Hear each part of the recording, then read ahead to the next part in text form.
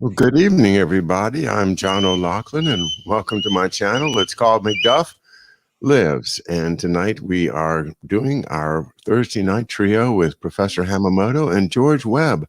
Guys, welcome to the show, and thanks for coming back for another week. Thank you very much, John. How you doing, George? Oh, muted. George, I can hear you. George is muted. All right. Well, we'll get George back in a moment, I'm sure. Okay. Yeah, Andy and George probably pass semaphore messages, I see. Yeah, they know finger semaphore, Don't believe everything I say, folks. I'm sorry. All right. Well, good gracious. Last week, George was down in New Orleans. And what's been going on with you, Professor? Well, I've been doing my show, and if you can indulge me just for two minutes, I came up with this idea of an alternative to so-called critical race studies, and that will be cryptozoology. So instead of looking for homophobes and white supremacists under every rock, we're going to look for Bigfoot. We're going to look for Sasquatch. And well, here I am. He's back. He's back. Yeah, I don't know what happened. It worked great in rehearsal. George, you're the best looking Sasquatch I have ever.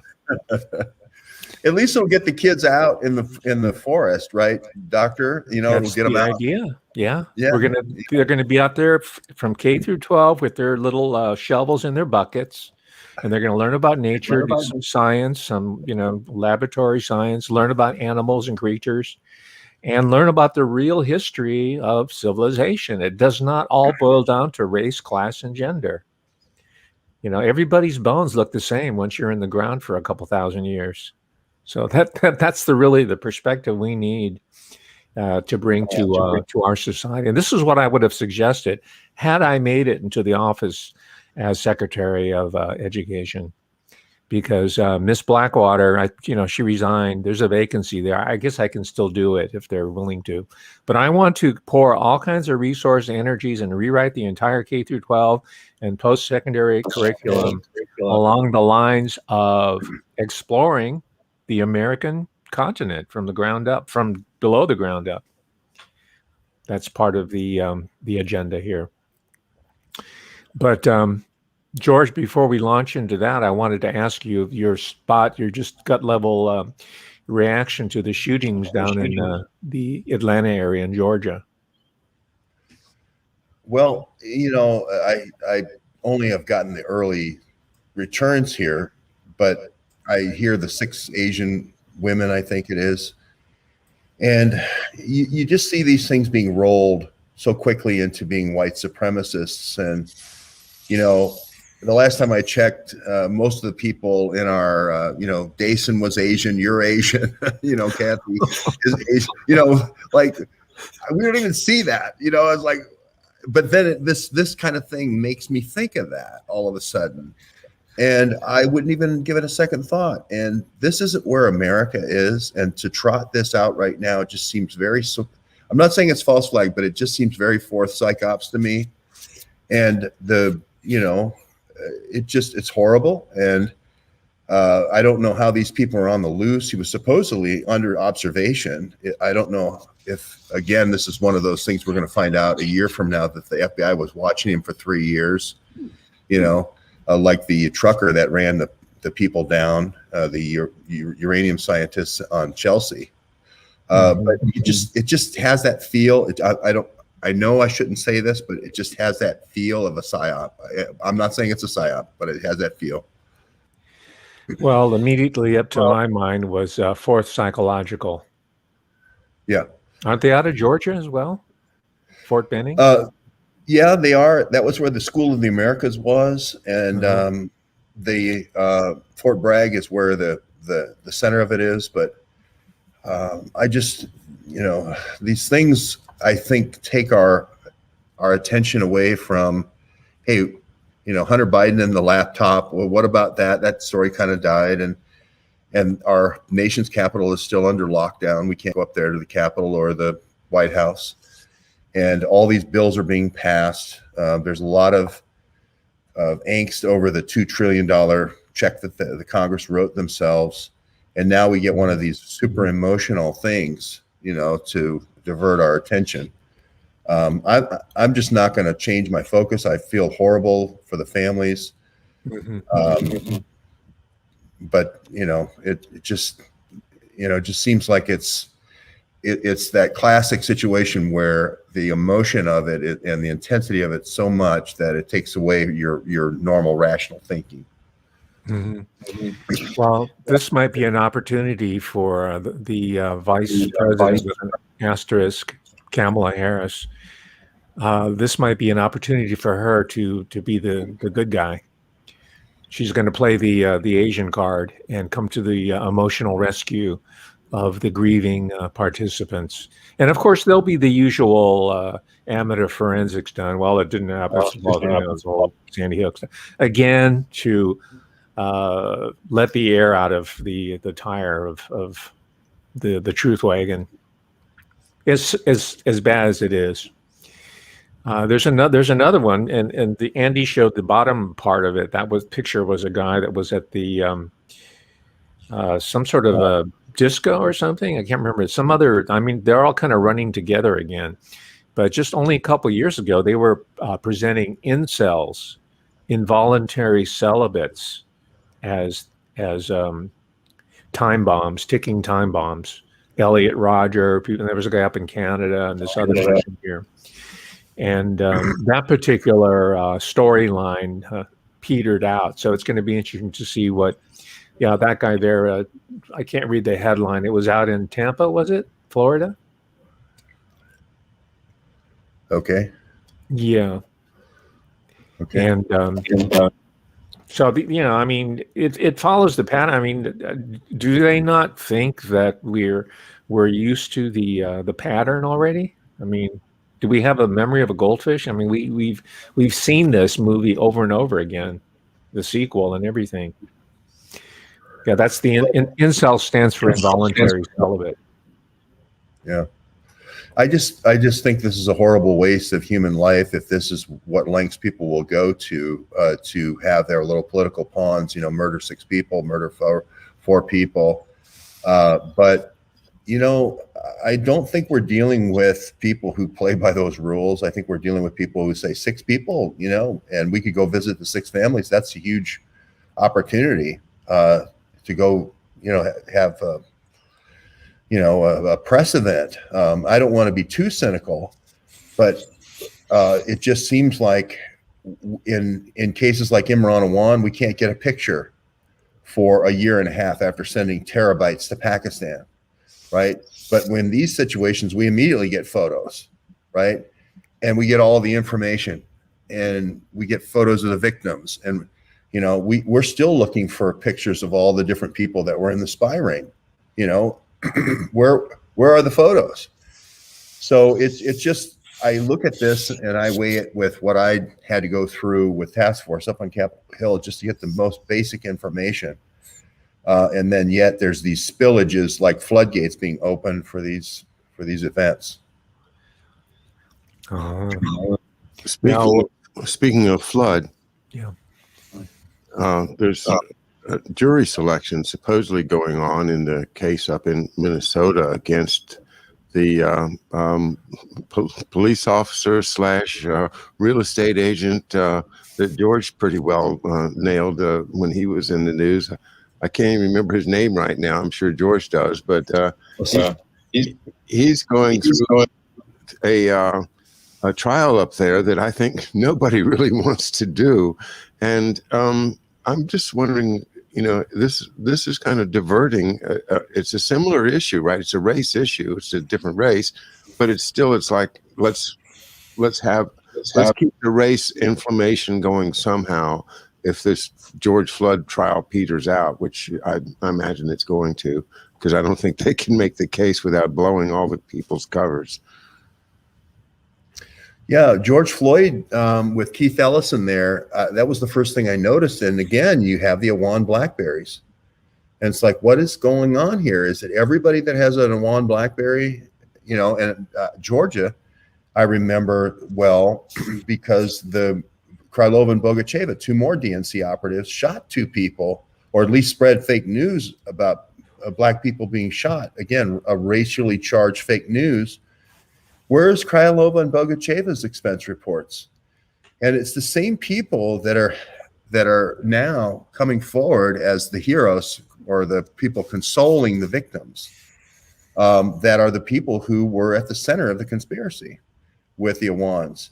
So that's my take on it. I'm sorry if I'm a little delayed on audio, guys, but I'll leave it at that. On a happy note, though, we sat a little bit sad here. John, you were awesome last night on the with the Irish music. It was wonderful. Oh, I'm glad you enjoyed it, George. Yeah.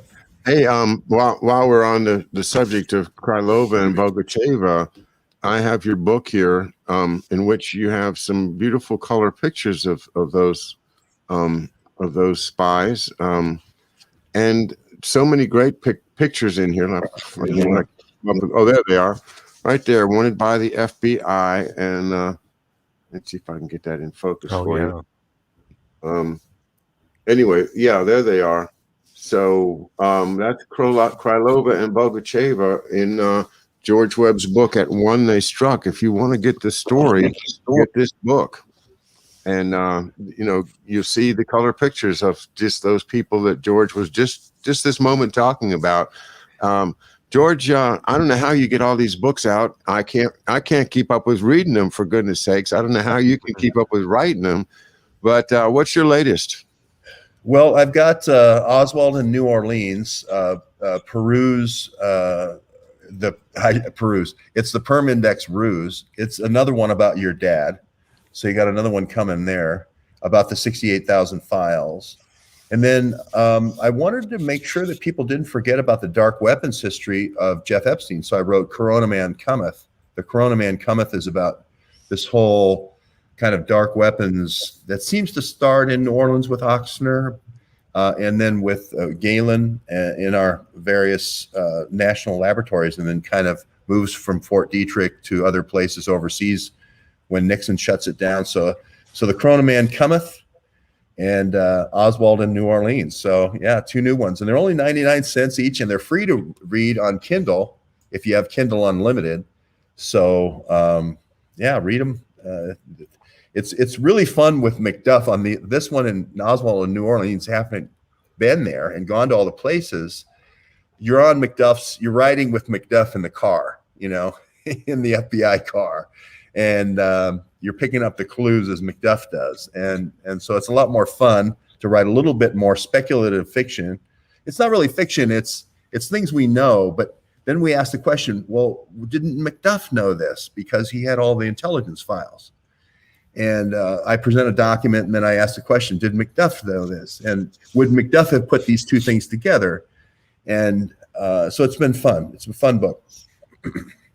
I'll just say one more thing on that line. My dad, who was it? Bill Taylor recently, who brought forth the quote from J. Edgar Hoover about how there is a conspiracy that's so dark and so evil that the average person hearing of it would not be able to believe it. Something like that. It was a famous quote of Hoover's, and I couldn't help but think that Hoover saying that. I think in the mid 50s or so, he would have said that to my dad too. And, in other words, my father would have recognized that, from early on, from the middle of his career at the FBI in the 50s, that they were facing this unbelievably dark and evil enemy that, that Woodrow Wilson referred to, that John Kennedy referred to. That these are consistent, and it brings out, the more that we study, the more that we realize that, yeah, my dad was right in the middle of it, and yeah, he probably did know what was going on in pretty good detail, and it's an incredible story. Yeah, I saw Servitors of Empire there, Dr. Hamamoto's book, and I should probably plug his book because I love this book because it's one of those books where you can read one chapter and then everything else on your shelf, like historiography, right? Everything on your shelf you have to reread, you know, and because it changes your lenses, it gives you a zoom lens all of a sudden, or it puts your lens in focus. Probably is a better way to say it. And then I read another chapter and it does the same thing again, you know, and this is a book you don't have to read end to end. You can read it one chapter at a time and then just look at your whole library and go, oh my God, I'm going to go back to this and go to these indexes and reread. And that's what's fun. And I'm glad Andy put it up because it's the books you've been reading, John, have been tremendously helpful. And you did this for 20 years. You did 20 years of picking these books out that are on the Osprey bookshelf. Yeah. Right. Yeah. So people think that you just read them last year. Oh, no. And so I've been able to leverage off that by taking the quick cuts to help focus what I'm doing. And if people haven't checked it, and now you're doing John's gone from reading the whole book. He's reading all of David Wise's Cassidy's Run, which is about his dad a lot. But a lot of the summaries also now you can see just the one or two version summaries you're doing are excellent as well. Now, George, speaking of historiography, you're rewriting our understanding of the John F. Kennedy, our beloved president's assassination. And I wonder, in the course of your research, and I want to ask you specifically about this person, Hale, that you named the other day, but in your research, have you come across the name of Charles V. Harrelson? Does that ring a bell? No. You might know who his son is, Woody Harrelson. Yeah. I do know who you're talking about now. Okay. Yeah. And he's a person who was convicted of assassinating a judge, so he fits that pattern. But he was also placed in that milieu, but no one really followed up on it. Yeah, David. It looked like David Ferry. Well, it looked like he was trying to hire different criminals to kill Jim Garrison, for instance, and he looked like all the people that were hired by on the assassination team were in some way criminal. There was a lot of criminals involved. The CIA tried to keep their hands off. If they were going to have 5 shooters, let's say, they would have 5 people that were in, let's say, the White Star Brigade in Laos from 59 to 62, like James Files Sutton, but then had gotten in trouble with the law, so that if it ever did come out that they were involved, it's this criminal. But yeah, you mentioned this Charles Harrelson. There's a picture of Woody Harrelson, our famous Woody Harrelson of Cheers fame, on his shoulders. And he's the only kid, when Kennedy speaks at the Fort Worth Trade Mart, he's the only kid on somebody's shoulders, giving him an opportunity to see when Kennedy's there, sort of be able to call down lines saying, okay, he's coming, that kind of thing. Ready, everybody. These are incredible coincidences, I think, just incredible. Well, speaking of coincidences, years later, once his acting career has been established, and I think it was kind of presented to him, here's your reward, the next generation. This is just speculation on my part. He appears in a movie. It's kind of a docudrama, cinema verite style film called Natural Born Killers with Juliette Lewis. That's Woody Harrelson. And it's roughly patterned along the famous 1950s spree killers, this Charles Starkweather. This is probably, before your time, but it was big news at back then. So these are all kind of like after the fact, I think, tells that we're supposed to react to it retroactively, I suppose. Little bombs that they put out in the future. Natural Born Killers. Check that one out. Check out the Woodman, Woody Harrelson. He got us, kind of nice and comfy with us on Cheers in a sitcom. And then the rest of his movies were just complete bombshells, sensory bombshells, one after another. Mm-hmm. Tommy Lee Jones. Interesting. I really like to watch Tommy Lee Jones. Yeah, and he was the college roommate of Al Gore. That's weird.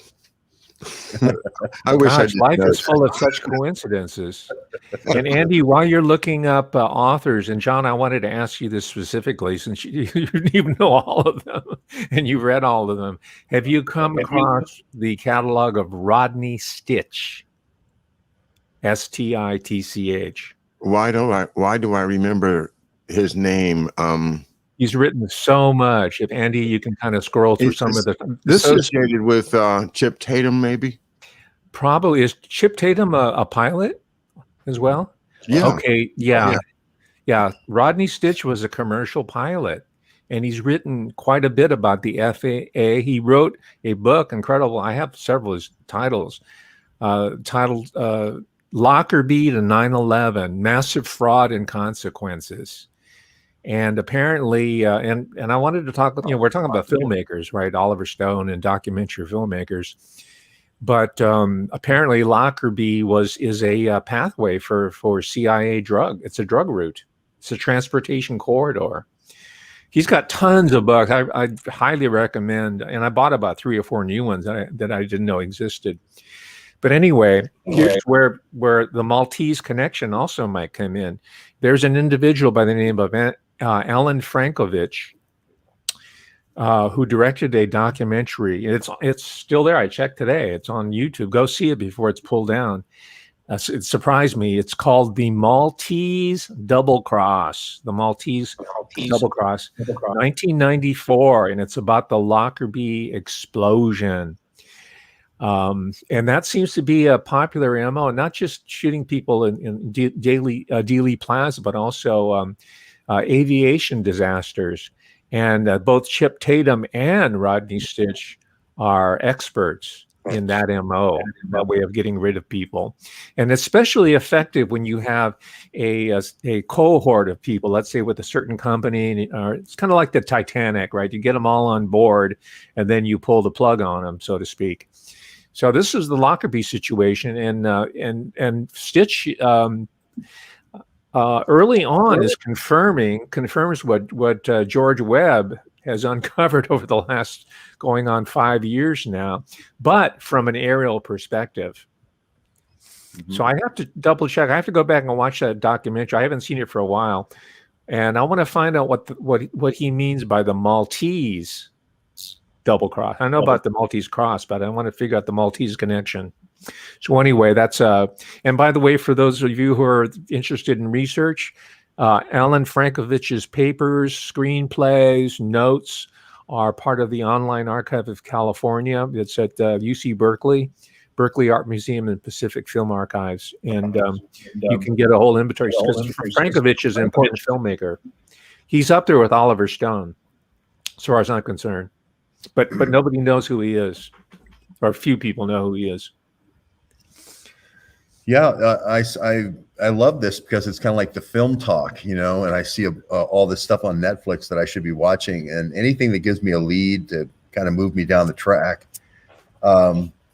is very helpful. And sometimes I think if there's, let's say, the White Star group, and I've got 4 shooters, I might go ahead, if I'm really wanting to cover something, and just go ahead and hire 20 criminals to be there as lookouts and so forth, just to make it so confusing with so many names and so many convicts and so many people that end up being famous if they play their role, that it's just a mishmash. But I think we have the right people, though. I mean, with Atlee and Howard Hunt and Bannister and Ferry and all those guys, I think we're on the right track. But I love these documentaries. Connie Bevan was saying there was a documentary about Nazis coming into America disguised as Jews that were leaving Europe, from the Holocaust, surviving the Holocaust, and being put up by these different Catholic agencies and so forth, coming into New Orleans. And then I was, you had mentioned the churches in New Orleans, and I had gone over to Algiers Point, which is across the Mississippi, where Lee Harvey Oswald had been put into a situation for a year in an orphanage as a 3-year-old. And I always felt like, Marina Oswald, when she met him, thought he was a native Russian because there was no accent. Russian was so good. And I always wondered, did de Mohrenschildt have him in Minsk for a year so that they could get the language chops, and then they brought him back, because de Mohrenschildt also lived in Algiers over there. And, this is our place where we pick out our Kissinger's kindergarten, so to speak. Because how did Oswald have such a flawless French accent, Russian accent, that fooled Marina Oswald? He may have failed a test here or there, but that's pretty unusual. I suspect, George, it's not kindergarten. It goes back before. It was preschool. I think Oswald was hit when he was 3 years old. He was trained as a native speaker of Russian at that orphanage. I didn't know he was there in Algiers.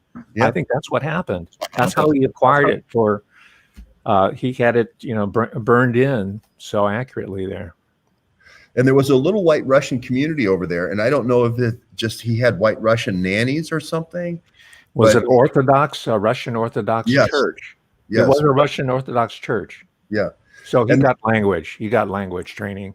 Yeah. That was Mohrenschildt's preschool, not Milner's kindergarten. Yes. It was de Mohrenschildt's preschool. Right. And he got on the streetcar called Marina. Yes, he did.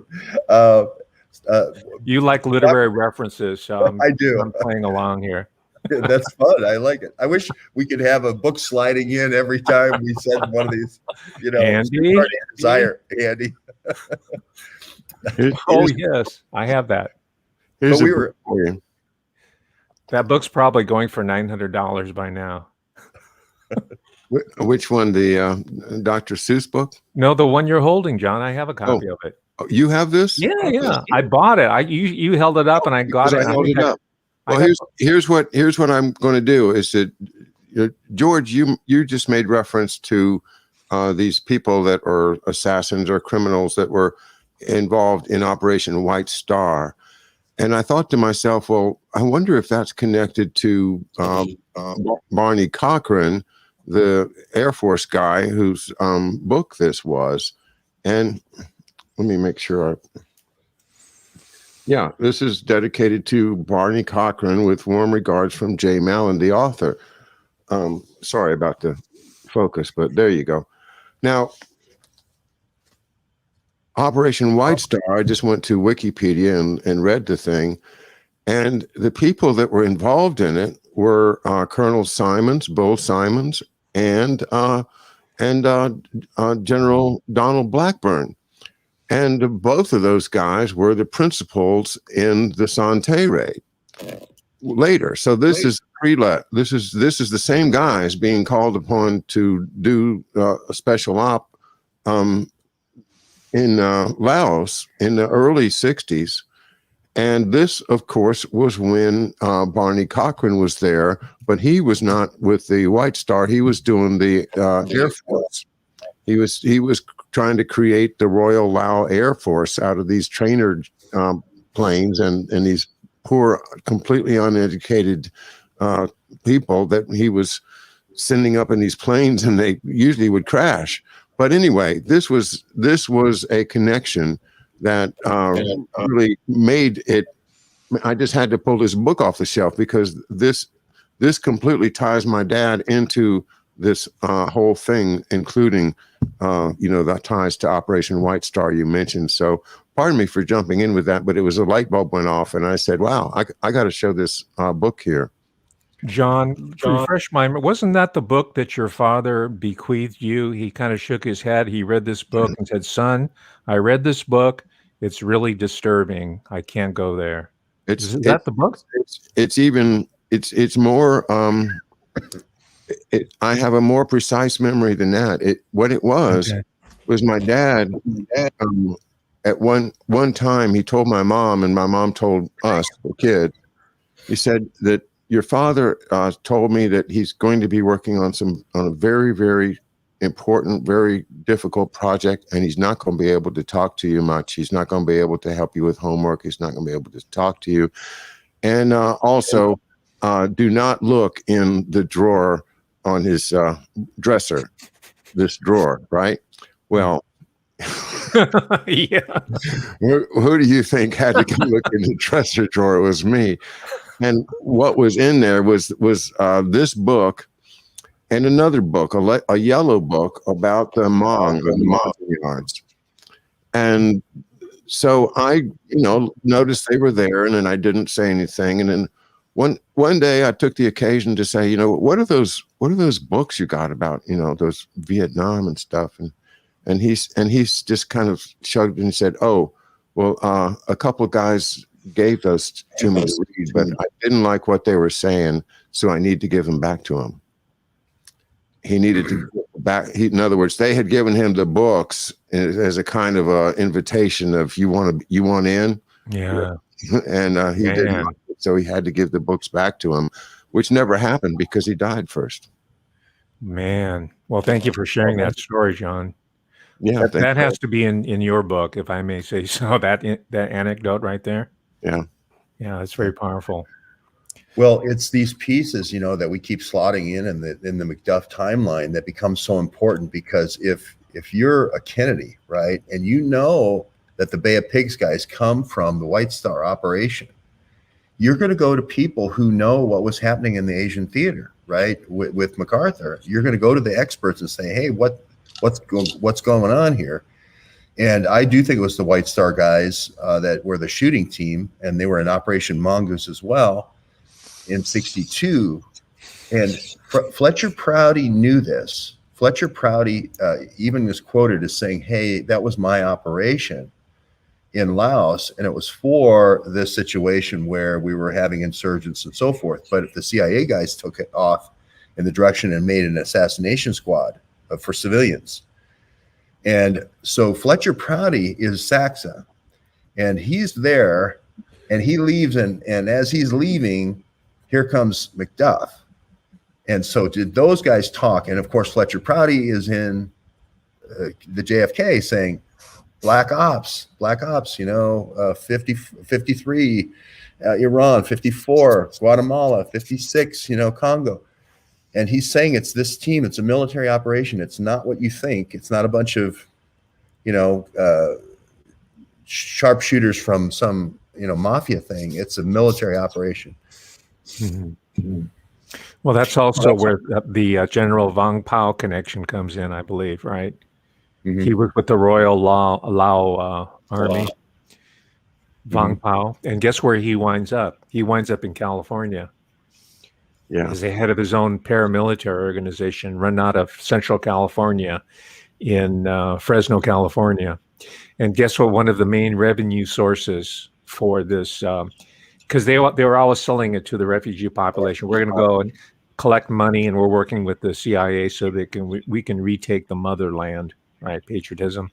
But guess what? What their primary source is, besides dope, of course we know that. Guess what the other source is? Asian massage parlors. Oh God, here we go again. Here we go. Yeah. Here we go. Atlanta, GA.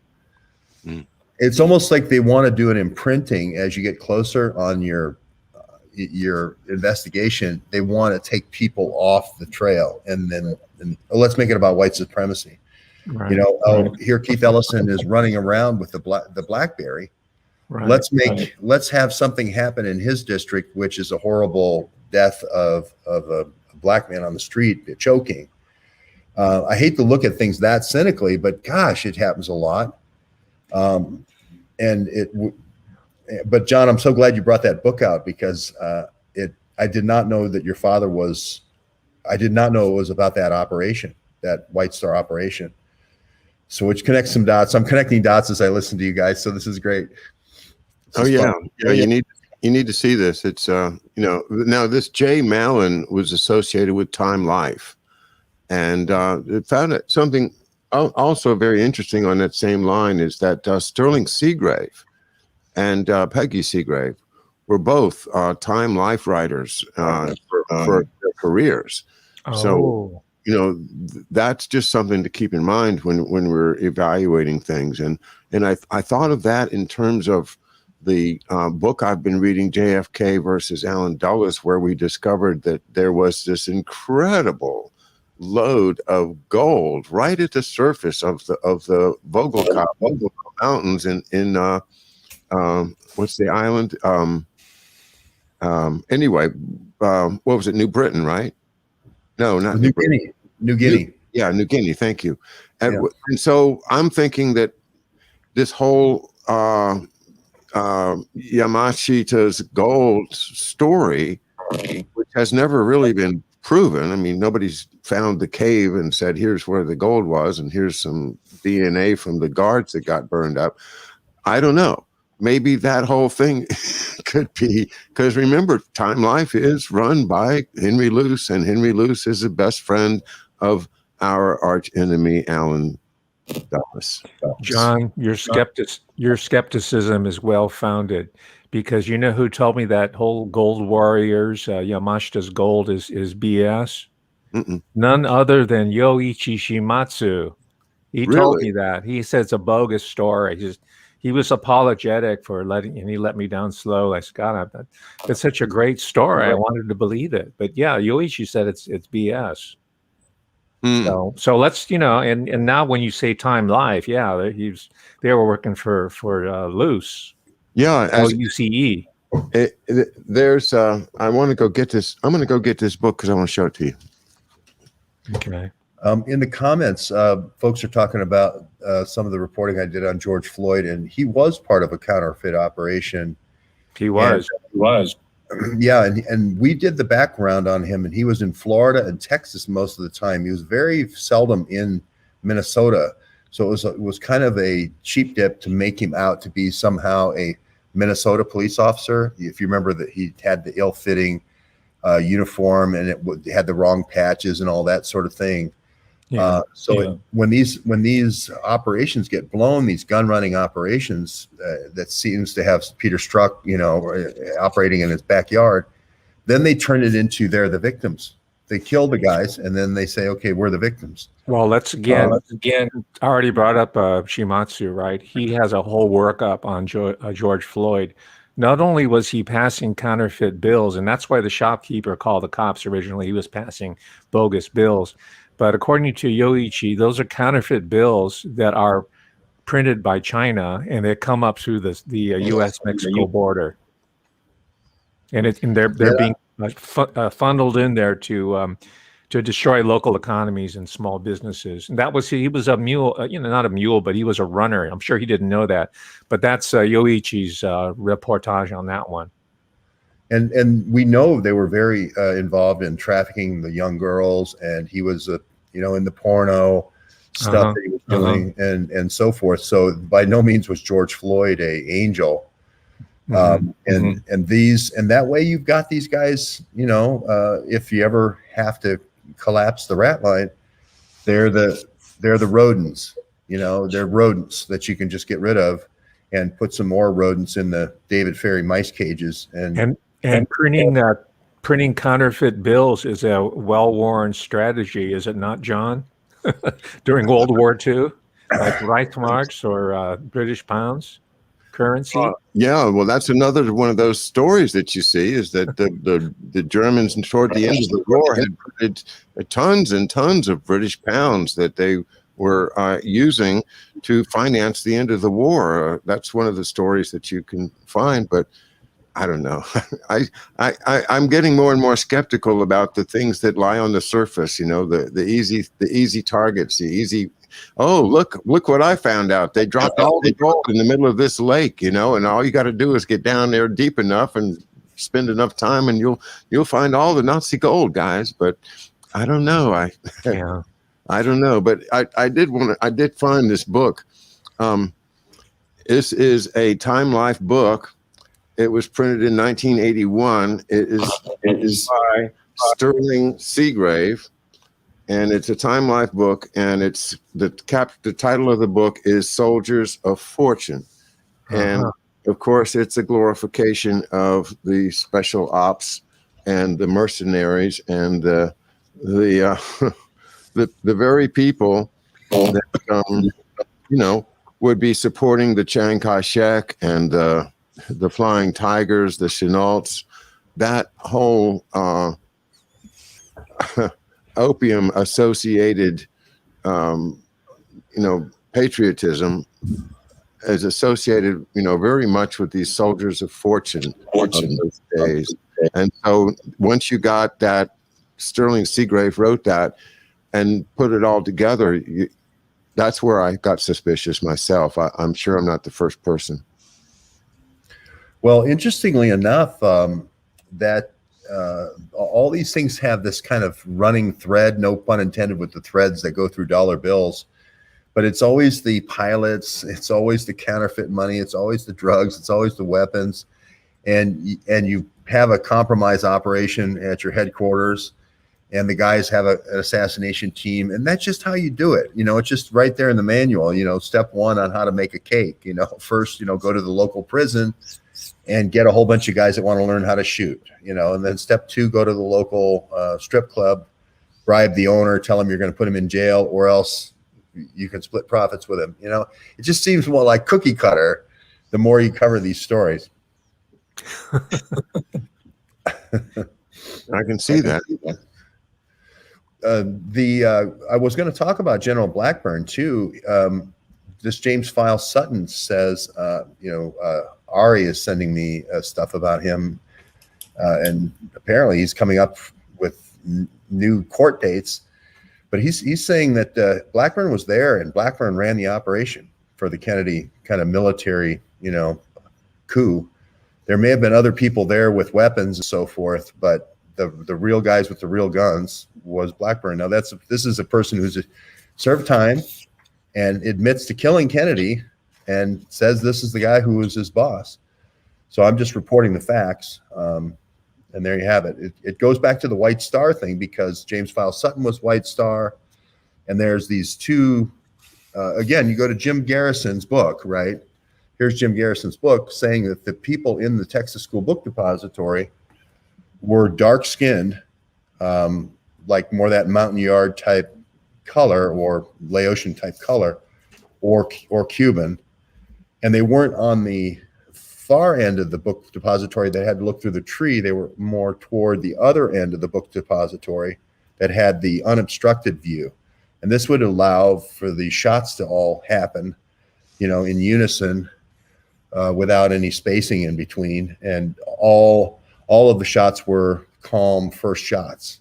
There was no cocking the bolt rifle. The whole idea of the three, and then re-aiming. And the sight was not aligned, and Oswald failed his nitrate test. There's no way. I can see why they shot Oswald, because there's no way you could convict him. I have an alibi. I was sitting with somebody having a Coke. I don't have any nitrates on my thing. The person who found the gun was a Mauser. They have 3 different police officers saying it was a Mauser, not a Carcano. And the sight was misaligned, and there's no way you can get all those shots off by yourself. And the pristine bullet. They didn't want any of that coming out, and then throw the Zapruder film in there. And so that's why I say it's worth looking into. We still haven't answered these questions, and it's fascinating because every day we turn over a new page, there's a new McDuff angle here, a new military intelligence angle. Now, what does the White Star represent? Does that represent the Pentagon? The white hats in the Pentagon? The picture is 4 lightning bolts. I'll show you the picture of it. Because I saw the graphic. It was a 5-pointed star, wasn't it? The White Star. This is it right here. 2 lightning bolts. Like Schutzstaffel? No, 3. Yeah. Oh, 3. Okay. There's a sword and 3, and it's like a spade shape in green. And is that a couple of elephants? Yeah, there's elephants on each side with their tusks. White Star, MAAG, Military Advisory something group, Laos. Well, the elephants are Laotian, right? Isn't that the reference there? Yeah. And the mag was later on. I think that became MAC-V, which was Special Forces. MAC-V was under Colby, But MAG, I think, was the precursor to that. I'm pretty sure. Laos, not Vietnam. Yeah. Yeah, this was Laos before Vietnam, but you could see why this group would want to, this group wanted to get rid of the Golden Triangle and move it over to the Golden Crescent. And this was the drug business that was Vietnam. And Armitage and Kissinger, this was in their plans, that they were going to use this money to build up their war fortunes. So this is, we have so many authors like Doug Valentine who are experts in this in our group. It's just really exciting to be a part of it. Yes, it is. It is. China. I've had a number of guests on my show recently, a couple from the LaRouche organization and LaRouche Public, LaRouche Pub. EIR is the publication of Executive Intelligence Review, pardon me.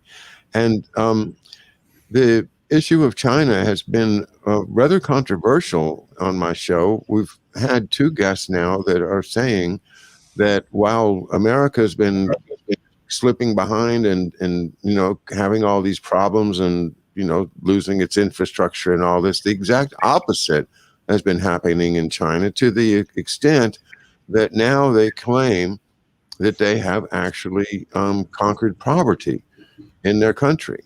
This is a country that has a reputation of the poorest places with the most unwieldy, overpopulated cities and all of this terrible reputation.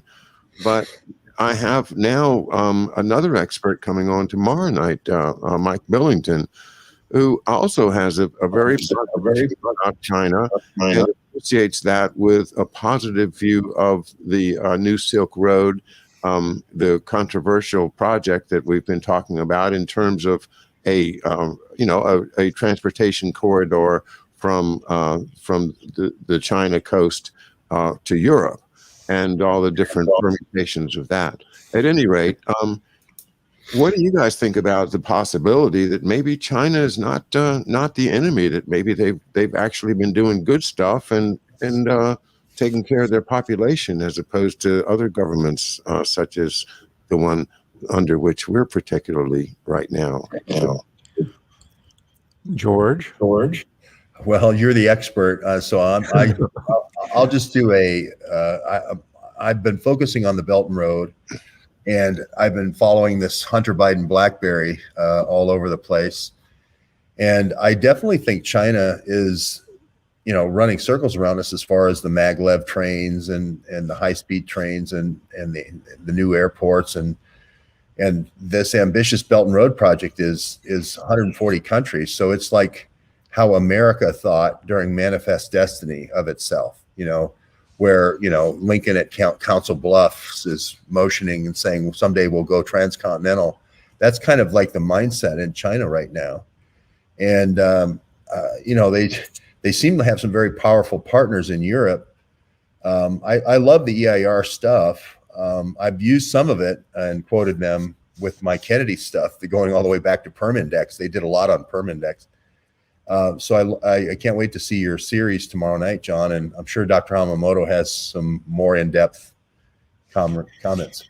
Well, I'll keep it simple. My largest concern is some of the holdover of, I guess I'd call them the John Birchers, the paleo conservatives that came out of the 1950s, right? Soviet Union, Russia, Equal Empire, Red China. I mean, they're still on that. They're still around there. The chief proponent of that is Joel Skousen, who's on the Alex Jones show all the time. And he has a huge, Alex Jones has a huge audience, I figure out, that needs that. That's red meat to them. And, the whole Chicom rhetoric, and of course, zero discussion about the Anglo-American connection to, for example, this fiasco that got underway 1 year ago, right? So that's my chief concern there. And it makes the EIR program a lot more palatable to me to make trade of war with China. However, as I've alluded to on George's show on Wednesday, That's not going to come without costs. Whenever there are roads being built, coolies die. That's the history. Who are going to be the coolies that are going to sacrifice their lives while that metaphorical Silk Road is put in there? And how are they going to be removed? And I think George Webb has given us a kind of preview of their MO. It's going to be death from the sky, I think. It's going to be the whole bell jar operation, enclosure, and suck energy out and it's going to be a whole biosphere type of experiment. Because there's a inconveniently, I mean that ironically, of course, inconveniently, there are people in that corridor, in that whole region, that have to be relocated or removed for this vision to come through. And as EIR brings forth its program, which I think is sound, it's going to have to account for that. The dark side of the moon. Boy, when you said the bell jar idea, and I got the picture of, remember the Simpsons episode where Springfield has a glass dome over it, and this is really something that I think of in terms of China. If they've polluted the skies everywhere, they're going to build big glass domes over the cities, and you're going to pay for your oxygen. In other words, it'll just be another way for them to control us. But then that's how they get us away from enjoying the outdoors and taking advantage of natural resources on our own, is by impossible for us to live outside of these glass jars, these bell jars that they can just put right down over top of us. Or maybe that's what they're going to do on Mars, is to build these bell jars. But it creeps me out. I really, that's part of the whole thing that bothers me so much right now, is that they do seem to be doing a hit on nature itself, doing a hit on the ability of us mammals to survive in nature. And that's where this vaccine seems to be driving us into a dependence on, Big Brother for our very lives. Well, the British occultist Ted Hughes, and he's also a poet laureate, and his American wife, Sylvia Plath, who committed suicide by putting her head into an oven with gas, who wrote the book about her own mental breakdown titled The Glass Jar. I think they were given the blueprint of where it's going to go through British intelligence. And she was sending us a message through this feminist classic called The Bell Jar. And I think about the bell jar, I think about the biosphere, I think about the ant farm, I think about the Legos, all the different types of engineering, scaled down engineering that they're going to scale up. And then I combine that with George's findings on air filters and aerosols and mosquito vectors and zoonotic reservoirs in different animal species, ranging from bats to pigs to bovine species, right? I think that's going to be the MO to clear out the road, and there's going to be coolies that are sacrificed. I hope we're not it.